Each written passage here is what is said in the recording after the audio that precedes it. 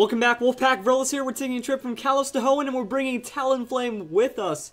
Talonflame with the ORS move tutors doesn't really get much. If you look at it, well, it already gets Tailwind, and Snatch, and then Snore and Heatwave aren't really that useful. And those are literally the only 4 move tutors that Talonflame gets.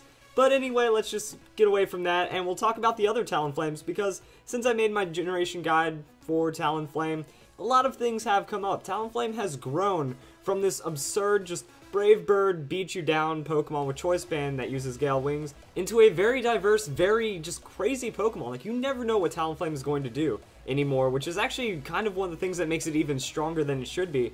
So let's first look at it. Talonflame, very surprising. For an 81 base attack Pokemon that with an adamant nature doesn't even break 300 attack is one of the most threatening Pokemon to have ever existed in the game. That what happens is Brave Bird, because of its super high base power and Gale Wings, which gives priority to flying type moves, Talonflame becomes just absurd. That now you have priority Brave Bird that can one-hit KO a lot of Pokemon neutrally with Choice Band.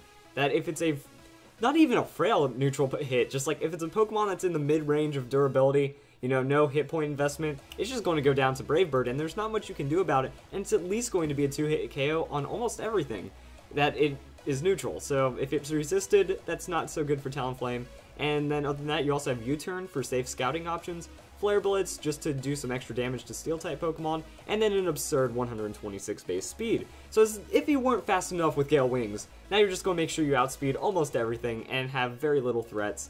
But this is where Talonflame starts getting really interesting. It's because with all that absurd power, people still find other ways of running it. That you can run Bulk Up Roost. That by just understanding that you don't have an insane amount of attack, you can just pure invest in the special defense, pure invest in the hit points, run Bulk Up. That way you have defense coming your way, you already have a good amount of natural special defense, and a good amount of hit points. Gale Wings is going to give you priority Roost. So it doesn't even matter that you're not investing in speed. You can use Will-O-Wisp to shut down physical threats as well. And then you just, you know, set up with Brave Bird and leftovers and knock out your opponent from there.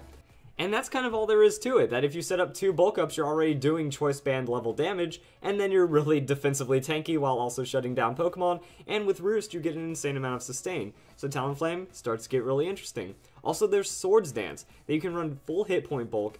That way you're going to survive. You have Citrus Berry, set up a Swords Dance, Brave Bird, and you're good to go from there. That with this whole setup, you know, if your opponent's trying to outstall you, they're trying to set up defensively, they're just trying to set up in any way, Swords Dance Talonflame, this will end many games really quickly because it's like, oh, use Swords Dance.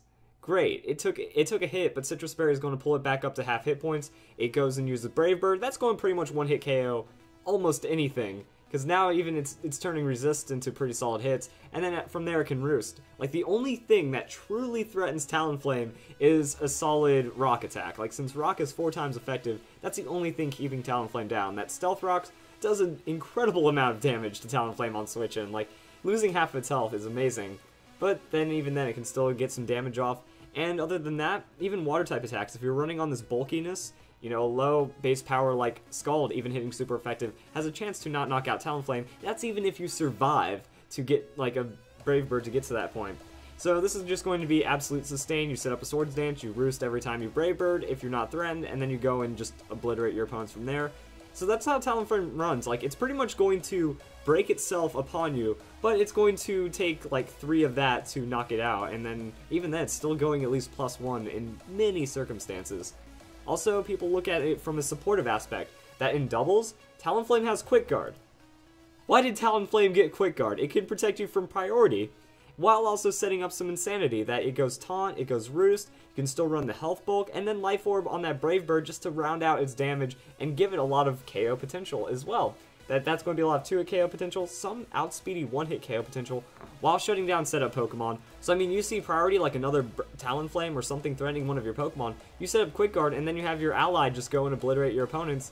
And now Talonflame also still has some severe damage threat because of Gale Wings, some severe tanky threat while it's shutting down everything. It's just ridiculous. And then we also just have Tailwind options, that people, instead of running Quick Guard, might run Tailwind instead. That they don't really worry about the priority, they just want to be the fastest thing on the field. Or instead of Taunt, you can also look at Will-O-Wisp and things like that. Even you can even take off Brave Bird and go for Will-O-Wisp. That way you still have some damage, but now just disrupting physical threats. You're making it to where it's impossible for your opponent to get a lot of moves off. And then even then, they might think that you're packing a Brave Bird, and they don't know what to do. It's like, should they anticipate your priorities? Should they anticipate your supportive qualities? It's kind of absurd, and even then, with the 252 investment in hit points, you become a lot tankier than you feel like you should be, and then priority roost. So that's kind of how it works for Talonflame. Not much on the tutor side, but just the growth and development that this Pokemon has, that people pulling up all these crazy things in its moveset to make it a support, a tank, or just an outright I'ma kill you Pokemon, and it's still very solid from there. So I hope you guys enjoyed this video, and that's how you use Talonflame in Omega Ruby and Alpha Sapphire.